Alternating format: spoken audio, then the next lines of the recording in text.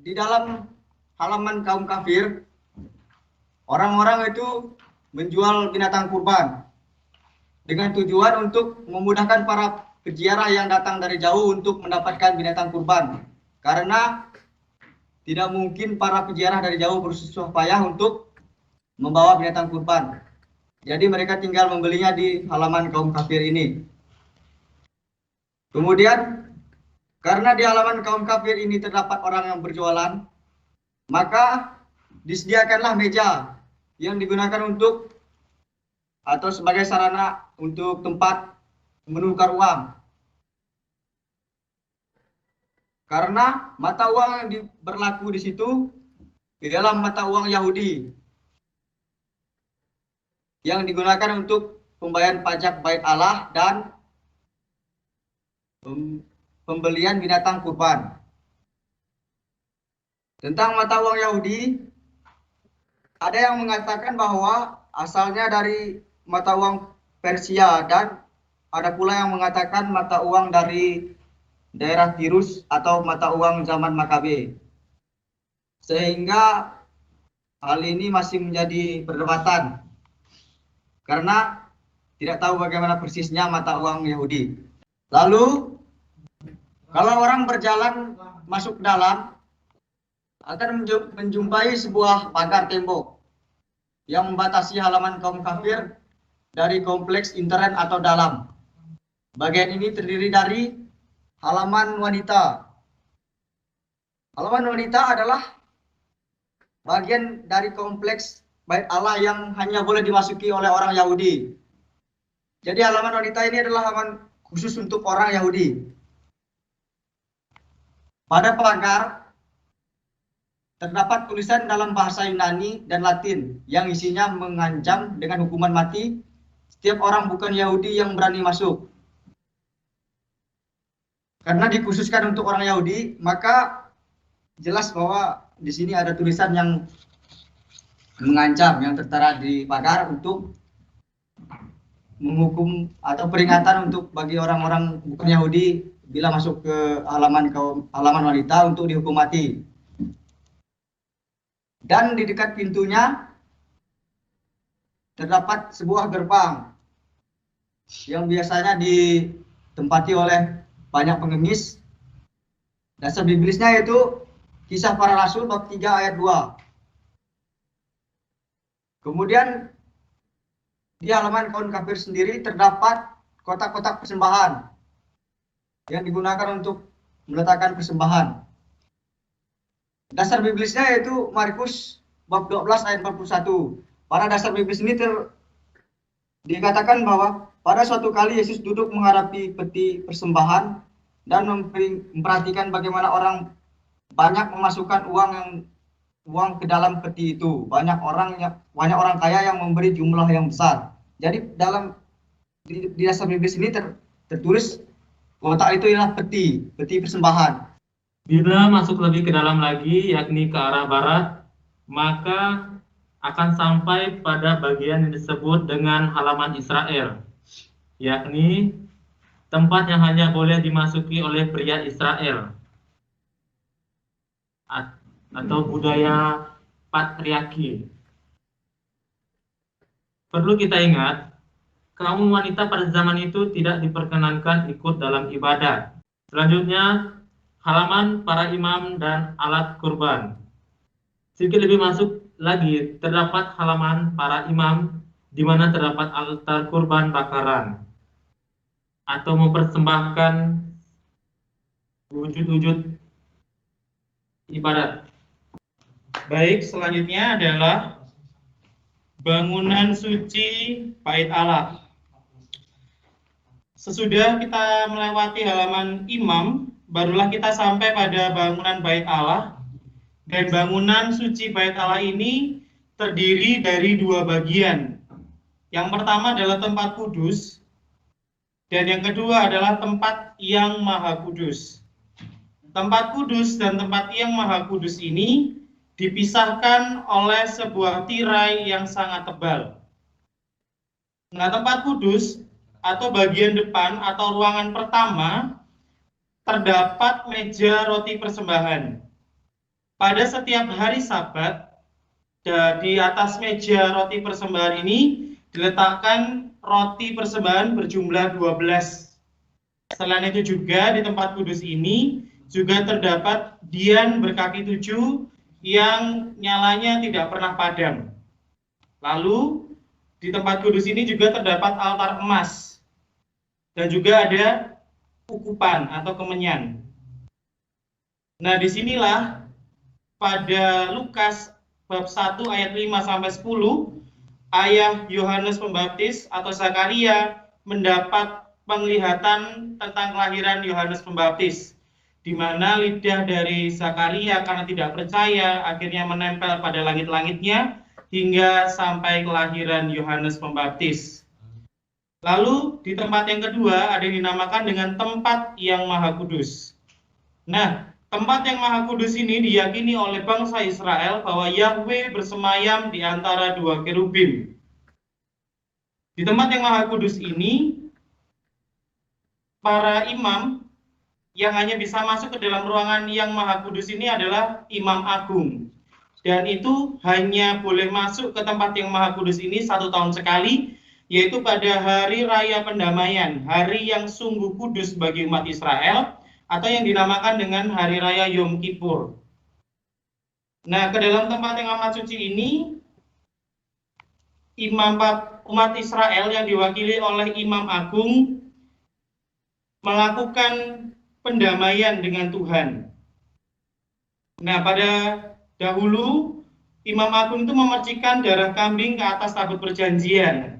Namun setelah tabut itu hilang sejak dihancurkan oleh tentara Nebukadnezar, maka sebagai gantinya darah kurban atau darah kambing itu dipercikan ke atas sebuah batu.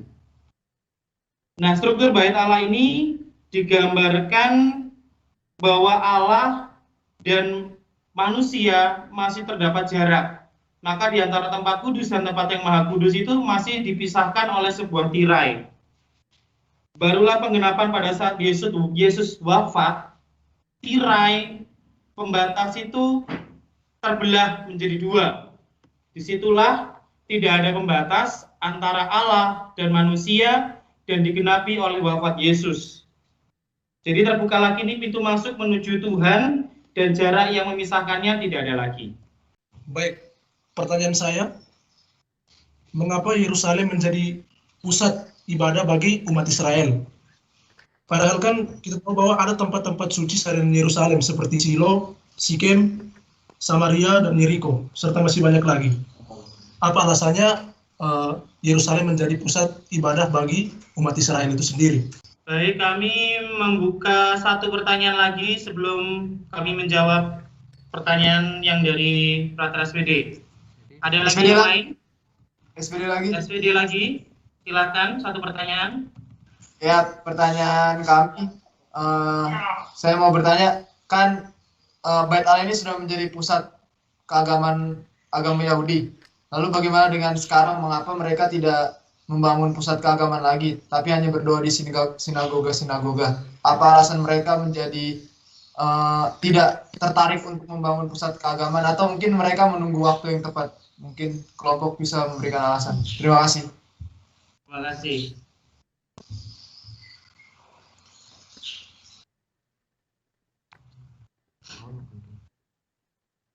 Ada lagi? Atau cukup? Cukup ya berarti ya? Belum. CM.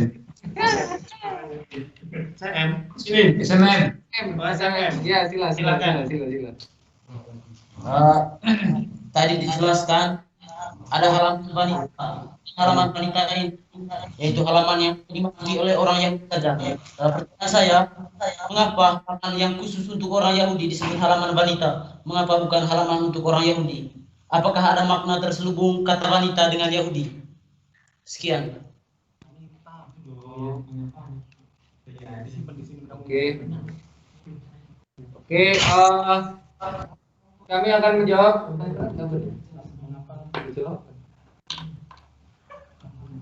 Oke, saya akan menjawab dulu pertanyaan yang kedua. Bait Allah menjadi pusat ibadat umat Yahudi. mengapa tidak lagi berdoa di Bait Allah? Kalau konteksnya zaman sekarang, Yerusalem itu merupakan kota dengan bisa dibilang memiliki 3 tempat suci. Ada Yahudi, Islam, dan Nasrani. Nah, mungkin adanya 3 tempat itu bukan berarti tidak ada ibadah, tapi sepertinya tidak menjadi se-eksklusif ketika zaman Perjanjian Lama dulu yang hanya digunakan oleh orang-orang Yahudi. Yang pertama. Terus yang kedua, kalau berdasarkan apa yang saya tahu juga kan, orang-orang Yahudi sudah menyebar kemana-mana, sudah berdiaspora. Jadi tidak lagi menjadi satu tempat yang khusus, mungkin seperti kalau kita tahu kan Mekah itu memang identik dengan Islam. Jadi mereka masih bisa menampakkan keeksklusivitasan dari tempat tersebut yang identik dengan Islam. Sedangkan kembali lagi kalau Yerusalem terdapat 3 tempat penting, 3 tempat suci bagi agama-agama yang seperti yang saya sebutkan tadi, Yahudi, Nasrani, dan Islam. Itu mungkin yang membuat umat-umat Yahudi tidak lagi secara terpusat, tidak lagi menjadikan Yerusalem menjadi pusat peribadatan. Itu menurut saya. Lalu untuk pertanyaan ketiga, kenapa disebutnya dengan halaman wanita? Sejauh sepemahaman kami, sepertinya tidak ada makna apa-apa. Maksudnya itu kan terjemahan ke bahasa Indonesia. Kami tidak mengetahui itu bahasa apa namanya? Bahasa aslinya itu apa? Karena maksudnya kalau kita mencari makna dari bahasa terjemahannya itu menurut saya kurang tepat. Kita harus mengetahui bahasa aslinya.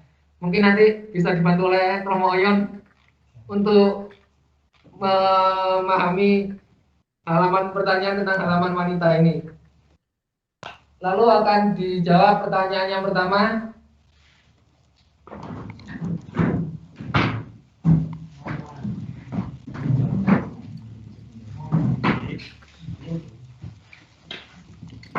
Baik, pertanyaan pertama tadi, mengapa Yerusalem disebut sebagai pusat ibadat umat Israel? Mengapa tidak tempat-tempat yang lain? Alasannya adalah karena umat Israel meyakini bahwa Yerusalem adalah tanah terjanji. Jadi, di mana Bait Allah itu didirikan, mereka meyakini bahwa disitulah tanah terjanji mereka. Jadi ketika dibangunnya di Yerusalem, umat Israel itu meyakini bahwa Yerusalem adalah tanah terjanji. Itulah mengapa saat ini Yerusalem itu merupakan wilayah konflik yang ingin direbut kembali oleh Israel. Jadi mereka meyakini bahwa Yerusalem itu adalah tanah terjanji mereka. Ya, jadi jawabannya itu. Terima kasih. Boleh ditambahkan, silakan. Oke, sedikit menambahkan. Nah, jadi kan pertanyaan kan seperti ini. Mengapa Yerusalem menjadi pusat ibadat untuk umat Israel? Kalau menurut saya, bila diputar-putar sedikit logikanya gini. Kan Yerusalem ini kan tempat di mana Yesus itu mulai karya perwartaannya, kemudian sampai pada akhirnya dia itu disalibkan. Nah, jadi mungkin itulah yang menyebabkan mengapa Israel itu menjadi sebagai pusat zaman Yesus. Oke, maaf teman-teman, saya salah. Saya salah. Semangat yang bisa.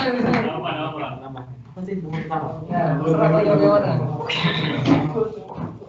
Baik, menambahkan sedikit biar oke. Dalam banyak hal, bait suci Yerusalem bagi umat Israel itu melambangkan kehadiran dan perlindungan Tuhan atas umatnya. Ketika bait suci ditabiskan, Allah turun dari surga dan memenuhi bait itu dengan kemuliaannya dan berjanji untuk menempatkan namanya di situ. Jadi apabila umat Israel ingin berdoa kepada Tuhan, mereka dapat melakukannya dengan menghadap bait suci dan Allah akan mendengarkan mereka dari baitnya. Jadi tidak pernah di dalam sejarah umat Allah mempunyai lebih dari satu tempat tinggal atau bait. Kenyataan itu menunjukkan bahwa hanya ada satu Allah, Tuhan Allah perjanjian bangsa Israel. Terima kasih. Terima kasih, brother.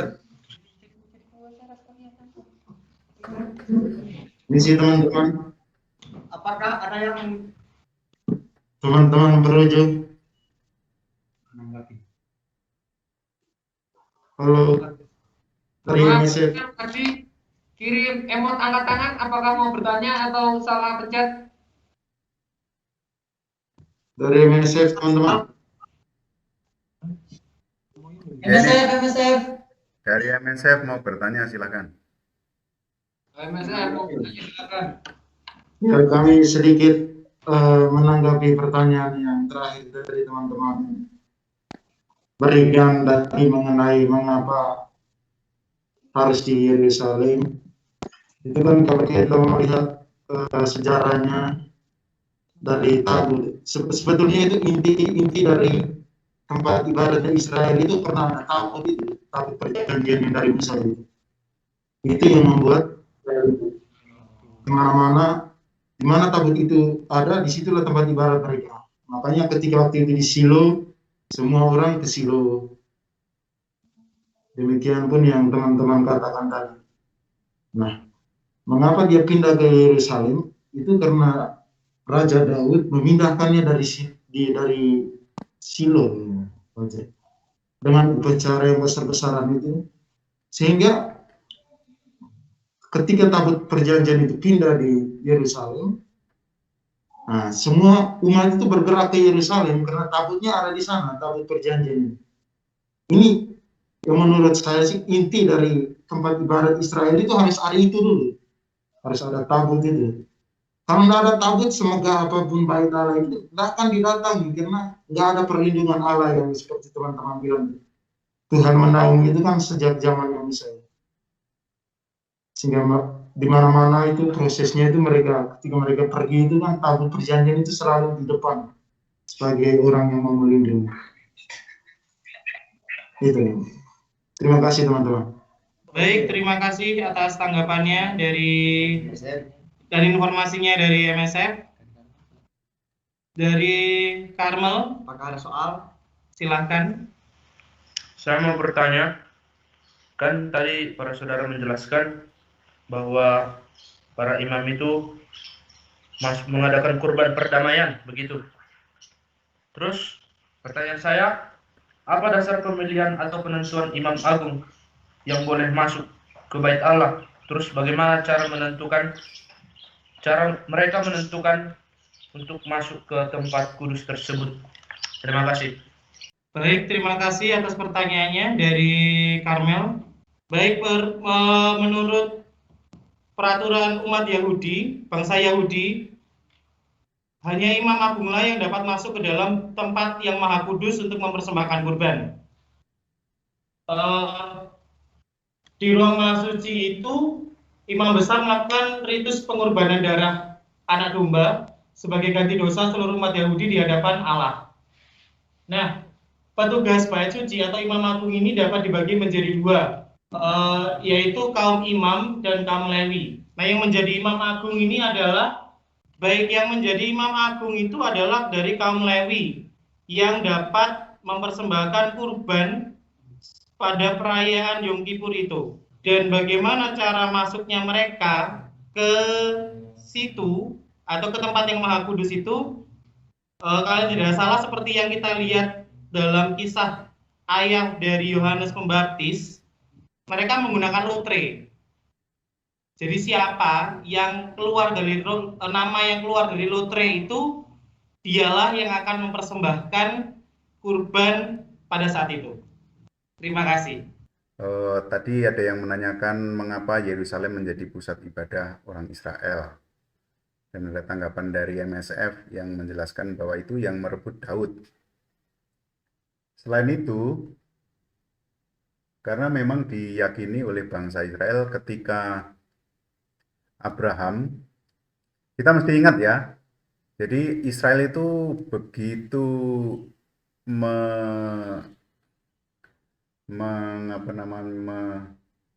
melekatkan bangsa ini pada tradisi Abraham. Makanya mereka disebut Hebrew atau orang Yahudi, dan mereka memiliki tradisi sunat seperti yang sudah kita pelajari sebelumnya. Itu justru karena Abraham yang mengadakan perjanjian dengan Tuhan, lalu disunat, itu sebagai janji perjanjian. Nah, perjanjian dengan Allah. Jadi namanya menginkorporasi atau melekatkan diri pada perjanjian Allah dengan Abraham, itu ditandai dengan sunat. Maka semua orang Yahudi pada hari ke-8 disunat untuk menunjukkan aliansinya itu,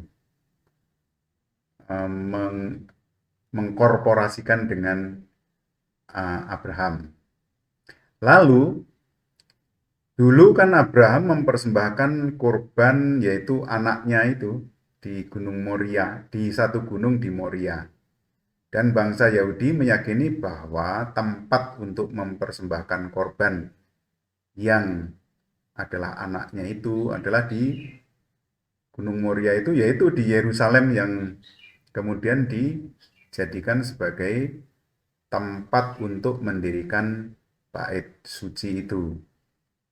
Sebenarnya Daud yang mau mendirikan, tetapi Daud tangannya terlalu berdarah, lalu Salomo yang akhirnya mendirikan. Kemudian mengapa kok dibagi-bagi bait Allah itu menjadi ada halaman kaum kafir, ada halaman wanita, ada halaman Israel, lalu ada halaman imam, dan ada ruangan kudus. Lalu ruangan kudus itu dibagi lagi menjadi ruangan kudus dan ruangan maha kudus. Itulah sebenarnya paham dari paham mau dikatakan kosmos juga boleh. Paham tentang hidup bagi orang Israel. Orang Israel itu membagi hidup antara dekat dengan Tuhan dan jauh dari Tuhan, antara najis dan haram dan najis, halal dan tidak halal, gitu kan. Mirip dengan mirip dengan Muslim ya, antara halal dan haram, najis dan tidak najis. Semakin dekat dengan Tuhan itu semakin suci, semakin dikhususkan. Dan Tuhan itu hadir di dalam tabut perjanjian tadi seperti dikatakan, dan tabut perjanjian itu disimpan di bait Allah. Dan bait Allah itu ada di Yerusalem. Oleh sebab itu, maka semakin jauh dari Yerusalem, semakin tidak suci. Maka orang Israel membedakan antara bangsa terpilih, yaitu Israel, dan bangsa yang tidak terpilih, yang disebut sebagai bangsa-bangsa kafir itu, atau bangsa-bangsa yang tidak beriman. Lalu di dalam diri orang Israel sendiri ada pembagian, yaitu yang dekat dengan Yerusalem dan yang jauh dari Yerusalem. Yang dekat itu ya Yehuda, sedangkan Galilea, Samaria itu jauh dari Yerusalem. Kemudian yang di Yerusalem sendiri dibagi menjadi di luar tembok Yerusalem dan di dalam tembok Yerusalem. Nah, yang di dalam tembok itulah tergolong orang-orang yang sangat dekat dengan Tuhan. Lalu di dalam tembok Yerusalem sendiri nanti ada yang di dalam bait Allah maupun yang di luar bait Allah. Yang di dalam bait Allah itu dibagi lagi menjadi halaman kafir tadi semua orang boleh masuk. Lalu yang kedua halaman wanita, hanya terbatas wanita saja yang masuk di situ. Maksudnya begini, wanita hanya boleh masuk, orang Yahudi wanita hanya boleh masuk sampai di ini halaman wanita itu.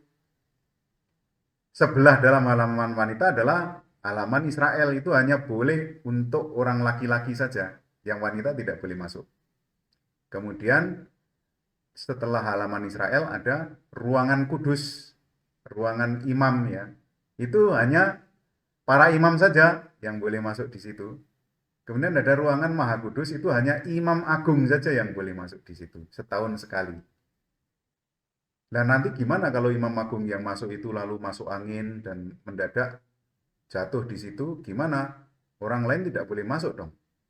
Nah katanya menurut cerita Kasak Kusuk, imam agung yang masuk ke ruangan Maha Kudus itu memakai tali. Jadi misalnya suatu saat pas di dalam lalu kecelakaan di situ, mungkin serangan jantung, orang lain tidak boleh masuk. Makanya untuk menolong ya digeret, talinya itu ditarik supaya keluar dari ruangan Maha Kudus itu. Konon katanya ceritanya begitu. Tadi sudah dijawab dengan bagus. Bagaimana, apa kriteria pemilihan Imam Agung itu dikisahkan secara sangat gamblang di dalam Injil Lukas bab 1. Zakaria yang mempersembahkan korban itu diundi atau tadi istilahnya di lotre. Dari Injil Lukas bab 1 ayat 9 itu bisa dilihat mengapa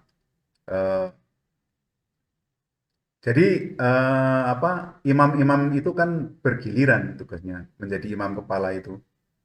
Lalu imam-imam itu dibagi dalam rombongan.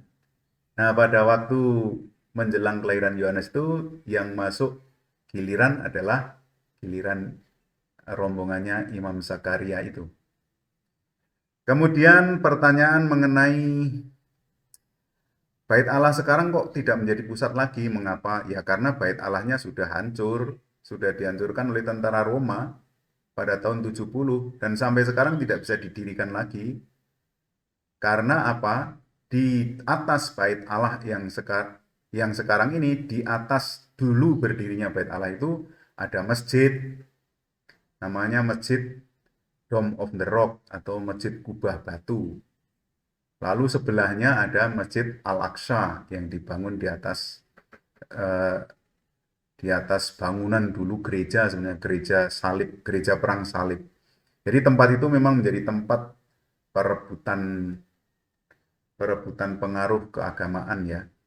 Dari Yahudi, kemudian pada zaman Yesus meramalkan akan dirobohkan dalam 3 hari, tapi itu yang dimaksud bukan fisiknya tapi tubuhnya sendiri.